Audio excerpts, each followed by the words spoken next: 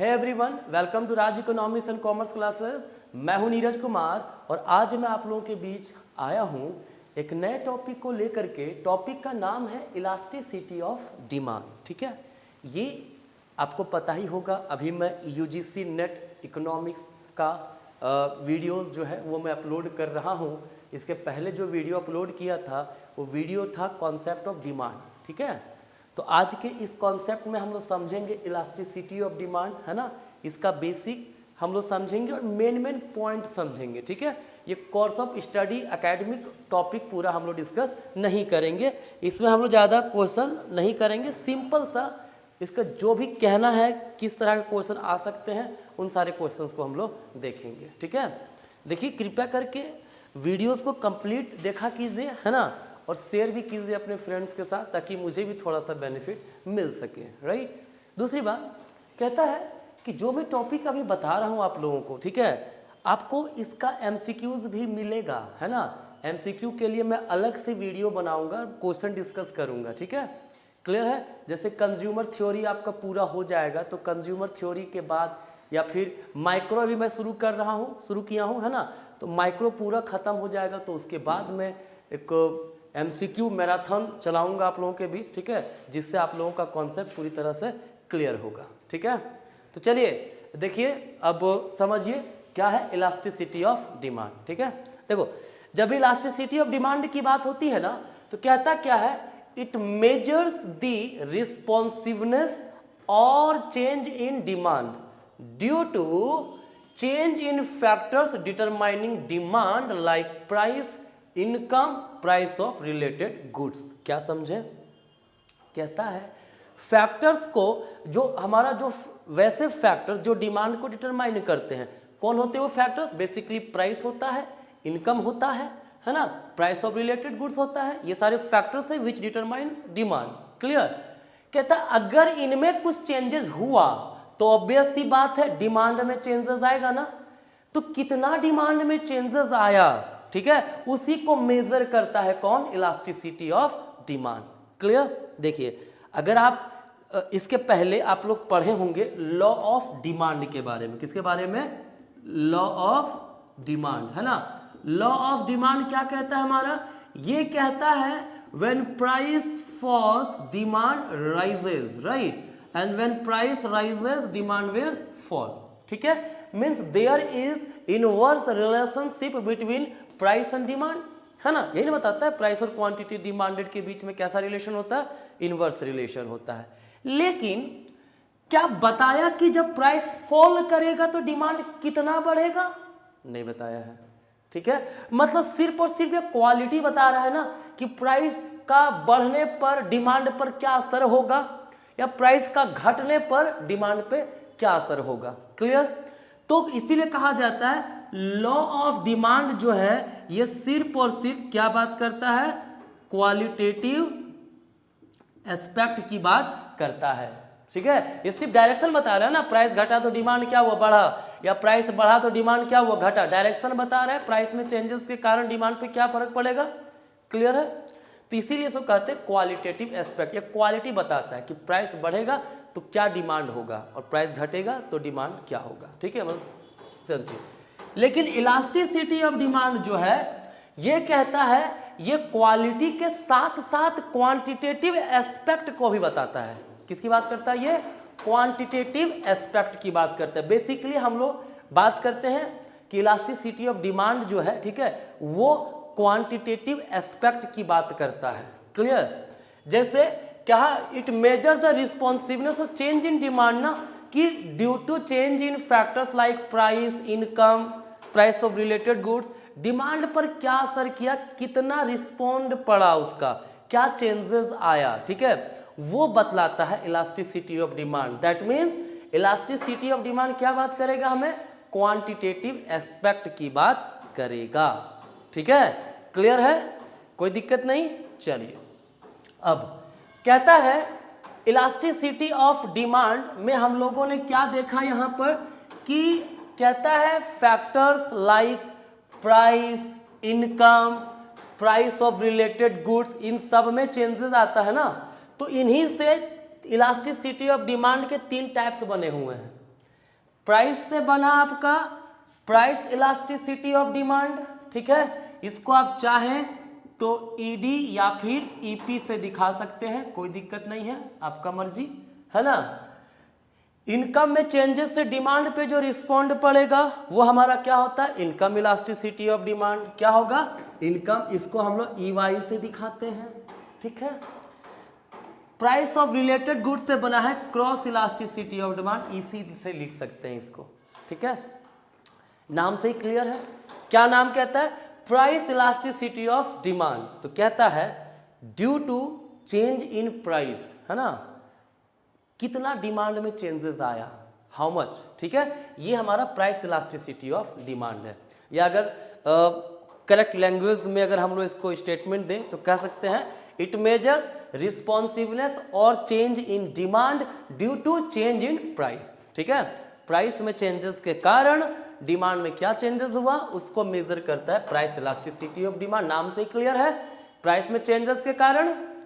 Income elasticity of demand की बात करें तो इट मेजर रिस्पॉन्सिवनेस और change in demand due to change in income, right. तीसरा है क्रॉस इलास्टिसिटी ऑफ डिमांड, ये कहता है कि जब related goods like substitute, related goods किसको बोलते हैं, सब्स्टिट्यूट गुड्स को, कॉम्प्लीमेंट्री गुड्स को, है ना। तो उन सब्स्टिट्यूट गुड्स में अगर एक गुड के प्राइस में चेंजेस आया तो दूसरे गुड्स के डिमांड में चेंजेस आएगा, ठीक है। आगे मैं डिस्कस करूंगा डिटेल में। क्या कहता है, जब एक गुड्स के प्राइस में चेंजेस आया तो दूसरे गुड्स के डिमांड में चेंजेस आएगा, ठीक है। कितना चेंजेस हुआ इसका मेजरमेंट हमारा क्या कहलाएगा, क्रॉस इलास्टिसिटी ऑफ डिमांड, ठीक है। कोई दिक्कत नहीं है। तो चलिए हम एक काम करते हैं, इन तीनों के बारे में डिटेल डिस्कशन करते हैं, ठीक है। क्लियर है। तो सबसे पहला मैं डिस्कस करता हूं प्राइस इलास्टिसिटी ऑफ डिमांड के बारे में, है ना। किसके बारे में, प्राइस इलास्टिसिटी ऑफ डिमांड के बारे में। अगर हम बात करें प्राइस इलास्टिसिटी ऑफ डिमांड की तो मैंने कहा था अभी रिस्पॉन्सिवनेस और change in demand due to change in price को क्या बोलते हैं, प्राइस इलास्टिसिटी ऑफ डिमांड। तो इसका फॉर्मूला ऐसा लिख सकते हैं क्या, परसेंटेज या proportionate change in quantity demanded divided by proportionate change in price, लिख सकते हैं।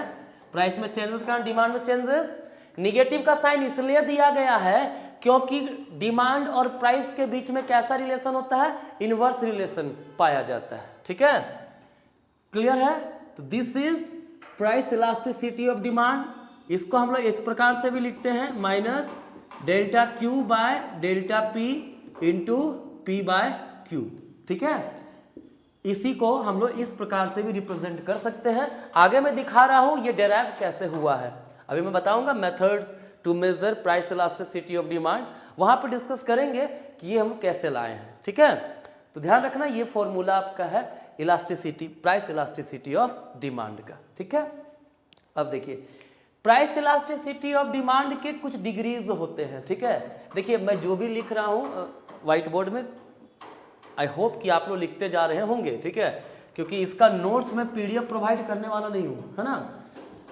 तो लिखा कीजिए, नहीं तो स्क्रीनशॉट ले लीजिए, है ना। अब है इसके कुछ डिग्रीज होते हैं, किसके, प्राइस इलास्टिसिटी ऑफ डिमांड के डिग्रीज, ठीक है।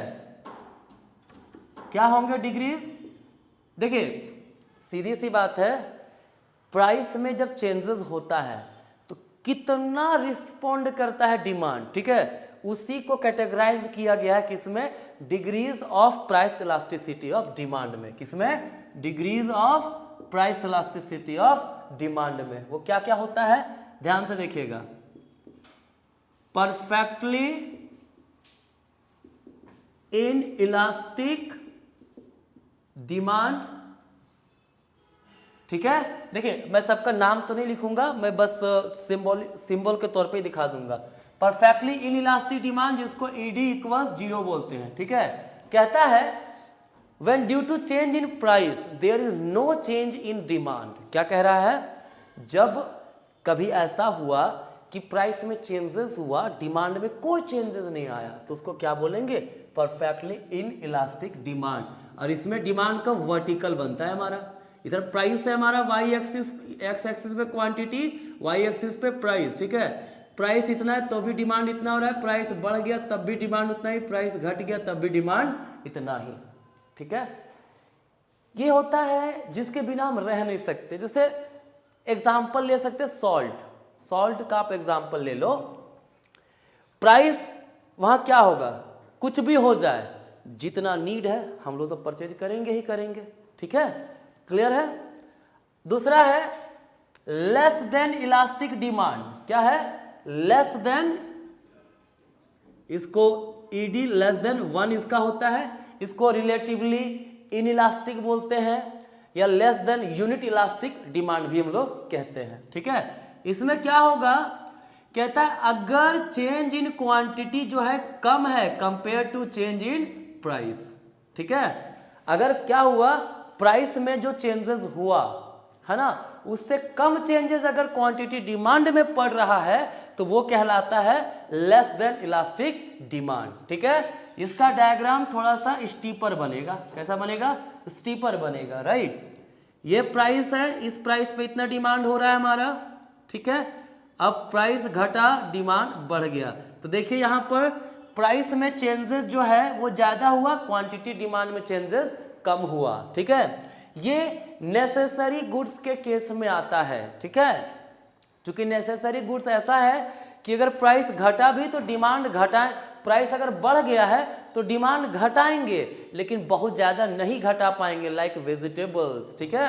अनियन का प्राइस कभी कभी बहुत बढ़ जाता है तो क्या अनियन खाना बंद कर देते हैं? नहीं, थोड़ा कम यूज करते हैं, वेस्ट नहीं करते हैं, ठीक है। जहाँ जितनी ज़रूरत है उतना ही, ठीक है। थोड़ा करते क्या, सब्जी में थोड़ा सा, सब्जी में कम प्याज देंगे, है ना, और कुछ नहीं, ऐसा नहीं कि बंद कर देना है उसको, उसका कंजम्पशन, ठीक है। कंजम्पशन हम लोग बंद नहीं करते हैं, थोड़ा सा, लेकिन जब प्राइस बढ़ेगा तो डिमांड थोड़ा घटा देते हैं, ठीक है। तो ये हो गया इलास्टिक डिमांड, क्या बोलते हैं, रिलेटिवली इन इलास्टिक डिमांड या फिर less than unit elastic demand. Necessary goods वगैरह के केस में ये होता है, ठीक है।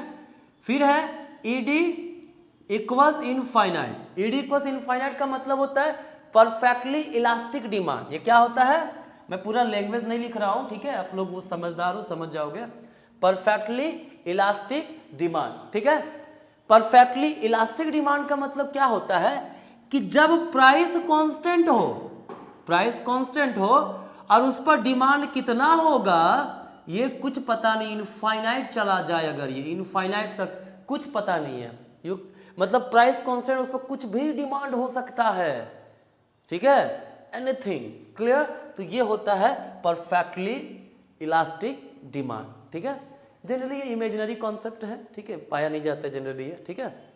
मतलब यहाँ पे क्या होगा, प्राइस में चेंजेस जो है वो जीरो हो जाएगा, ठीक है, क्लियर। लेकिन कभी अगर ऐसा सिचुएशन हो कि प्राइस कांस्टेंट हो, प्राइस में कोई चेंजेस नहीं, लेकिन डिमांड बढ़ता जा रहा है, बढ़ता जा रहा है, बढ़ता जा रहा है, इनफाइनाइट टर्म्स तक चला गया, ठीक है, तो वो सिचुएशन कहलाएगा परफेक्टली इलास्टिक डिमांड का सिचुएशन, ठीक है। नेक्स्ट है आपका रिलेटिवली इलास्टिक डिमांड। क्या है? रिलेटिवली इलास्टिक डिमांड या फिर more than unit elastic demand. कब होगा ये? अगर ईडी ग्रेटर देन 1 हुआ, ठीक है, तो इसको बोलते हैं रिलेटिवली इलास्टिक या फिर more than unit elastic demand, clear. ये कब होगा? इसमें डिमांड कर्व फ्लैटर होता है, मतलब प्राइस में अगर प्राइस थोड़ा सा घटा और डिमांड बहुत ज़्यादा बढ़ जाए, ठीक है, तो ये क्या होगा? रिलेटिवली इन इलास्टिक डिमांड या फिर बोलिए less than unit elastic demand, sorry relatively elastic demand या फिर बोलिए इसको more than unit elastic demand, clear. Sorry for the mistake, है ना। तो ये इसमें क्या होता है, चेंज इन क्वांटिटी जो होगा वो ग्रेटर होगा किससे? चेंज इन प्राइस से, ठीक है। ये जनरली लग्जरियस गुड्स के केस में पाया जाता है कि थोड़ा देखते ना फेस्टिवल वगैरह आता है, थोड़ा सा ऑफर दिया कि 10% ऑफ मोबाइल में, पूरा कस्टमर पड़ जाता है, आउट ऑफ स्टॉक दिखा देता है, ठीक है। रीज़न वही है कि लग्जरियस गुड्स में थोड़ा सा प्राइस में अगर चेंजेस होगा, कमी होगा, तो डिमांड काफ़ी ज़्यादा बढ़ जाता है। ठीक है, क्लियर है। नेक्स्ट है आपका यूनिट इलास्टिक डिमांड, मतलब ED equals 0। Unit elastic demand that is ED equals 1, है ना। कहता है कभी कभी क्या होता है ना कि चेंज इन क्वांटिटी और प्राइस दोनों इक्वल होंगे भाई। अगर ऐसा हुआ, सिचुएशन रहा, ठीक है, तो उसको हम लोग बोलते क्या है, यूनिट इलास्टिक डिमांड। ठीक है, इसमें आपका ये डिमांड कर्व होगा रेक्टेंगुलर हाइपरबोला, इसको बोलते हैं इसमें हम लोग। ठीक है, क्या होगा, क्वांटिटी डिमांड, और ये थोड़ा सा डायग्राम आप उतना अच्छा नहीं बन पाया है मेरा, है ना, लेकिन इसमें क्या होगा, दोनों तरफ चेंजेस सेम होगा। प्राइस में जो चेंजेस हुआ वही आपका डिमांड में चेंजेस होगा, ये चेंजेस दोनों इक्वल रहेगा। ठीक है, मतलब जितना प्राइस चेंज हुआ उतना ही के बराबर डिमांड में चेंजेस होगा। अगर ऐसा हो रहा है तो वो क्या है, हमारा यूनिट इलास्टिक डिमांड। ठीक है, तो ये था आपका क्या, degrees of price elasticity of demand. ठीक है, अब इसमें हम लोग देख लेते हैं, लास्ट कॉन्सेप्ट है मेजरमेंट, है ना। मेजरमेंट क्या है, कितने मेथड है मेजरमेंट के, तो मेजरमेंट के आपके मेथड्स हैं, पहला परसेंटेज मेथड, है ना। परसेंटेज मेथड में क्या है, अभी मैंने बताया था आपको शुरुआत में ही, क्या, elasticity of price elasticity of demand equals क्या होता है, minus percentage change in quantity demanded divided by percentage change in price. ठीक है, क्लियर है। इसको हम लोग ऐसा भी, percentage change in quantity demanded को क्या लिखा जाता है, लिखा जाता है हम लोग change in quantity by quantity into 100 divided by change in price bye price into 100, इसी से परसेंटेज निकालते हैं, है ना। मैं नेट के बच्चों को पढ़ा रहा हूँ ये, ठीक है, तो कई ऐसा मत सवाल पूछ देना कि सर ये कैसे लिख दिए हैं। ठीक है, क्योंकि 12th में ही पढ़ाया जाता है इन सब चीज़ों को। 100 कैंसिल हो गया, बचा कितना, delta Q by Q into P by delta P, या फिर delta Q by delta P into P by Q, ऐसा लिख सकते हैं। ये हुआ इलास्टिसिटी ऑफ डिमांड का फॉर्मूला का डेरिवेशन यहीं से हुआ, अभी मैंने बताया था ना, उसका फॉर्मूला है, ऐसे डेराइव होता है। क्लियर है, तो ये है आपका परसेंटेज मेथड। आई होप आप लोग इसको लिख लिए होंगे। ठीक है, मैं तो मिटा सकता हूं इसको, है ना। नेक्स्ट है आपका पॉइंट मेथड या ज्योमेट्री मेथड, इसको बोलते हैं, क्या बोलते हैं, पॉइंट मेथड या फिर ज्योमेट्री मेथड। ठीक है, ध्यान दीजिए, जब भी हम लोग पॉइंट मेथड की बात करेंगे, मान लीजिए हमारे पास ये स्ट्रेट लाइन डिमांड कर्व दिया हुआ है, डिमांड लाइन दिया हुआ है, ठीक है, और यहाँ पर आपको निकालना इलास्टिसिटी ऑफ डिमांड। ठीक है, तो क्या होता है, lower segment of demand curve divided by upper segment of demand curve. ठीक है, क्या होता है, lower segment of the demand curve divided by upper segment of demand curve. Clear, करते कैसे, मान ले किसी भी पॉइंट पर आपको इलास्टिसिटी ऑफ डिमांड निकालना, तो यहां से आप निकाल सकते हो इस फॉर्मूला का हेल्प लेके। कैसे, देखिए, हम लोग बीच में एक पार्ट दे देते हैं, है ना, और इसको इक्वल पार्ट में बांट देते हैं। ये ए हो गया, बी हो गया, सी हो गया, डी हो गया, ई हो गया।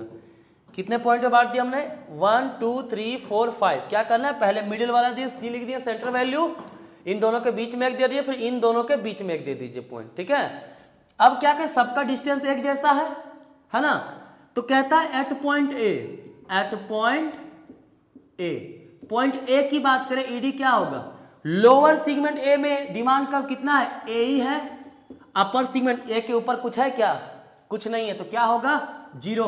एनीथिंग बाय 0 क्या होता है, इनफाइनाइट होता है। तो ये क्या दिखा रहा है, पॉइंट ए क्या दिखा रहा है, पॉइंट ए दिखा रहा है परफेक्टली इलास्टिक डिमांड को दिखा रहा है। ठीक है, अब अगर बात करें एट पॉइंट बी, है ना, तो पॉइंट बी क्या दिखा रहा है आपका, हमारा ED equals BE by B A.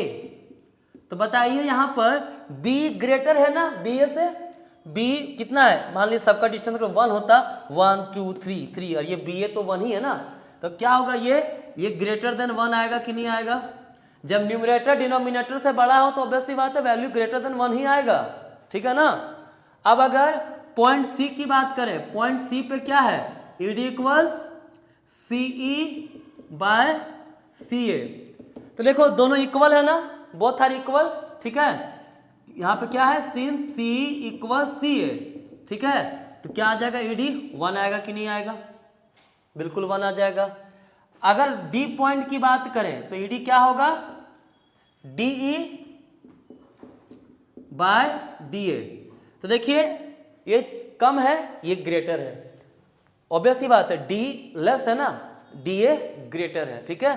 तो क्या होगा वैल्यू हमारा, ऑब्वियस सी बात है जब न्यूमरेटर लेस हो डिनोमिनेटर ग्रेटर हो, ठीक है, तो ईडी जो हमारा जो वैल्यू आएगा वो लेस देन 1 ही आएगा हमेरा, ठीक है। अब बचा हमारे पास पॉइंट ई, तो पॉइंट ई की बात करें तो लोअर सेगमेंट कितना है, ई के नीचे कुछ तो है नहीं, अपर सेगमेंट कितना है, ए ही है, तो 0 बाय ए क्या होगा, 0 होगा, कोई दिक्कत। तो ये था हमारा point method, step by step मैंने आपको बतला दिया, ठीक है। इसको आप लोग स्क्रीनशॉट ले सकते हैं या अगर लिखते जा रहे हैं तो लिखते चले जाइए, मैं इसको इरेज कर रहा हूं, ठीक है। अब है तीसरा मेथड, कौन सा मेथड, तीसरा मेथड। थर्ड मेथड क्या है हमारा, थर्ड मेथड है आर्क मेथड, क्या है, आर्क मेथड। मान लीजिए this is our demand curve, right, अभी प्राइस हमारा इतना था तो इतना डिमांड हो रहा था, ये P1 था, यहाँ पर डिमांड Q1 हो रहा था, प्राइस घटा, प्राइस घट के कितना हो गया, P2 हो गया, डिमांड बढ़कर Q2 हो गया। तो इलास्टिसिटी ऑफ डिमांड क्या है, मतलब जब प्राइस फॉल किया तो डिमांड बढ़ा ना, कितना डिमांड बढ़ा, किस रेट से बढ़ा। अगर इलास्टिसिटी ऑफ डिमांड निकालना हो तो आर्क मेथड में कहता है इलास्टिसिटी ऑफ डिमांड का मतलब change in quantity by Q1 plus Q2 whole divided by change in price by P1 plus P2, ठीक है। चेंज इन क्वांटिटी कैसे निकलेगा, चेंज इन क्वांटिटी निकालना हो तो Q2 माइनस Q1 करेंगे, ठीक है, और चेंज इन प्राइस निकालना हो क्या करेंगे, P2 माइनस P1 करेंगे, या इसको हम ऐसा लिख सकते हैं change in Q by Q1 plus Q2 into P1 plus P2 divided by change in P, या फिर इसको ऐसा लिख सकते हैं change in Q by change in P into P1 plus P2 by Q1 plus Q2, clear. तो ये है आर्क मेथड का फॉर्मूला। चेंज इन Q के जगह पे आप इसको भी लिख सकते हो Q2 माइनस Q1, और चेंज इन P के जगह P2 माइनस P1 भी आप लिख सकते हो, ठीक है। तो this is all about arc method, right. Next आगे है आपका, कहता है रेवेन्यू मेथड, क्या है, रेवेन्यू मेथड। ये अगर आप लोग मैथमेटिकल इकोनॉमिक्स पढ़े हैं तो आप लोग को पता होगा, है ना। आप मैथमेटिकल इकोनॉमिक्स का प्लेलिस्ट में जा करके डिफरेंशिएशन का एप्लीकेशन जो है इलास्टिसिटी ऑफ डिमांड, वहाँ पे भी देख सकते हो कैसे डिराइव किया जाता है, रेवेन्यू मेथड से इलास्टिसिटी ऑफ डिमांड कैसे निकाला जाता है। अभी मैं सिर्फ फॉर्मूला बता दे रहा हूँ, क्या होता है, elasticity of demand equals average revenue by average revenue margin minus marginal revenue, ठीक है, क्लियर है। तो ये एक तरीका है रेवेन्यू मेथड का, ठीक है, इसके थ्रू आप इलास्टिसिटी ऑफ डिमांड निकाल सकते हो, क्लियर है। आगे देखिए, लास्ट एक और मेथड है ना, कुछ ज़्यादा मेथड हो गया कोई दिक्कत नहीं है, बट सारे मेथड बहुत ही इंपॉर्टेंट हैं, ठीक है। तो नेक्स्ट मेथड है प्राइस इलास्टिसिटी ऑफ डिमांड को मेजर करने का, वो है एक्सपेंडिचर मेथड। क्या है, एक्सपेंडिचर मेथड मार्शल के द्वारा दिया गया कॉन्सेप्ट है ना। सबसे पहले उन्होंने क्या कहा, टोटल एक्सपेंडिचर जो होता है, आउटले मेथड ही बोलते हैं इसको हम लोग। टोटल एक्सपेंडिचर क्या होता है, प्राइस इनटू क्वांटिटी होता है। क्या होता है, प्राइस इनटू क्वांटिटी। आप बोलिए टोटल एक्सपेंडिचर या फिर बोलिए मतलब टोटल आउटले, है ना। इस मेथड में इन्होंने कहा है कि हम लोग प्राइस और इलास्टिसिटी ऑफ डिमांड के बीच का रिलेशन को देख करके बता देंगे कि इलास्टिसिटी ऑफ डिमांड कैसा है। क्या कहा इन्होंने, इन्होंने कहा अगर प्राइस बढ़े, ठीक है, और हमारा टोटल एक्सपेंडिचर घट जाए, या प्राइस घटे टोटल एक्सपेंडिचर जो हमारा है वो क्या बढ़ जाए, सीधा सीधी बात है, प्राइस और टोटल एक्सपेंडिचर के बीच में इनवर्स रिलेशन हो तो इलास्टिसिटी ऑफ डिमांड जो हमारा होगा वो क्या होगा, ग्रेटर देन 1 होगा, मतलब इलास्टिक डिमांड होगा। क्लियर? क्या है, प्राइस और टोटल एक्सपेंडिचर के बीच में अगर इनवर्स रिलेशन है तो क्या होगा, इलास्टिक, जो इलास्टिसिटी ग्रेटर देन 1 होगा, इसको हम लोग इलास्टिक डिमांड कहते हैं। ठीक है, अगर प्राइस बढ़ा टोटल एक्सपेंडिचर भी बढ़ गया, या फिर प्राइस घटा टोटल एक्सपेंडिचर भी हमारा घट गया, मतलब प्राइस और टोटल एक्सपेंडिचर के बीच में डायरेक्ट रिलेशनशिप हो तो क्या होगा, elasticity of demand less than 1 होगा, 1 से कम होगा। क्लियर? नेक्स्ट, प्राइस बढ़े या प्राइस घटे, टोटल एक्सपेंडिचर जो है वो क्या हो, कांस्टेंट बना रहे। ठीक है, तो ऐसे केस में इलास्टिसिटी ऑफ डिमांड क्या होगा, इक्वल्स 1 होगा। ठीक है, मतलब यूनिट इलास्टिक होगा। क्लियर है? अगर प्राइस में चेंजेस हुआ लेकिन टोटल एक्सपेंडिचर में कोई चेंजेस नहीं हुआ है, ठीक है, तो वो यूनिट इलास्टिसिटी ऑफ डिमांड कहलाता है। ठीक है, लेकिन अगर प्राइस में चेंजेस और टोटल एक्सपेंडिचर के बीच में चेंजेस अगर अपोजिट डायरेक्शन में हो तो ग्रेटर देन 1, डायरेक्ट चेंजेस मतलब सेम डायरेक्शन में चेंजेस हो तो लेस देन 1, प्राइस में चेंजेस से एक्सपेंडिचर में कोई चेंजेस नहीं तो इक्वल टू 1। ठीक है, ये है हमारा एक्सपेंडिचर मेथड। क्लियर? तो आज के इस वीडियो में मैंने आप लोगों को बताया इलास्टिसिटी ऑफ डिमांड का मीनिंग क्या होता है और प्राइस इलास्टिसिटी ऑफ डिमांड के बारे में कंप्लीट डिटेल मैंने दे दिया। ठीक है, तो आज का वीडियो यहीं तक रहेगा। नेक्स्ट वीडियो में आप लोगों को बताऊंगा इनकम मेथड और cross elasticity of demand method, income elasticity of demand and cross elasticity of demand के बारे में, और इलास्टिसिटी ऑफ डिमांड को अफेक्ट करने वाले फैक्टर्स कौन कौन से हैं उसके बारे में, और इलास्टिसिटी ऑफ डिमांड हम लोग पढ़ क्यों रहे हैं, इन सब चीज़ों के बारे में हम लोग आगे चल करके देखेंगे। ठीक है, चलिए, तो आज का आपका क्लासेस यहीं तक। Thank you.